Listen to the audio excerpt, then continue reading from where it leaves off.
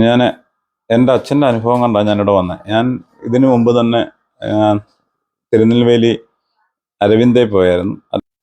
എൻ്റെ പേര് രാജേഷ്. ഞാൻ ബുധനൂരിൽ നിന്ന് വരുന്നു.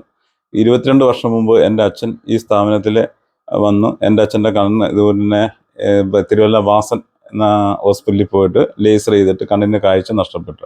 അപ്പോൾ ഡോക്ടറെ വന്ന് കാണുകയും ഡോക്ടർ പറഞ്ഞ് ഒരു കണ്ണിൻ്റെ കാഴ്ച പൂർണ്ണമായിട്ടും തരാം, ഒരു കണ്ണിൻ്റെ കാഴ്ച കുറച്ചേ ഒക്കത്തുള്ളൂ, അതേപോലെ കണ്ണ് നശിപ്പിച്ചെന്ന് പറഞ്ഞു. പിന്നെ ഇവിടെ വന്ന് ട്രീറ്റ്മെൻറ്റ് എടുത്തു.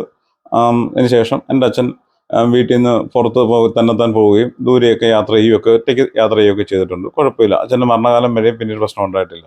അപ്പോൾ ആ അനുഭവം എൻ്റെ ഉണ്ടായിരുന്നു. ഞാൻ അതുകൊണ്ട് എൻ്റെ കണ്ണ് ഇതുകൊണ്ട് ബുദ്ധിമുട്ട് വന്നപ്പോൾ ഞാൻ അടുത്തുള്ള ഹോസ്പിറ്റലിൽ പോയി ചെറിയ പ്രശ്നം ഉണ്ടെങ്കിൽ പോയതാണ്.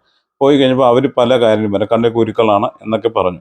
ഞാനത് വിശ്വസിച്ച് ഒരു 2 മാസത്തോളം അവരെ ട്രീറ്റ്മെൻറ്റ് ചെയ്തു. എന്നിട്ട് വ്യത്യാസം വരാത്തതും ഞാൻ തിരുനെൽവേലി അരവിന്ദയിൽ പോയി. അരവിന്ദയിൽ ചെന്നപ്പോൾ അവർ നോക്കിയിട്ട് പറഞ്ഞു കണ്ണിൽ പ്രഷർ ഇറങ്ങി, 80% കണ്ണിന് കണ്ണ് ചത്തുപോയെന്നാണ് അവരുടെ ഭാഷയിൽ നിന്ന് പറഞ്ഞ് ധരിപ്പിച്ചത്. അപ്പോൾ ഞാനവിടെ നിന്ന് പേടിച്ചു.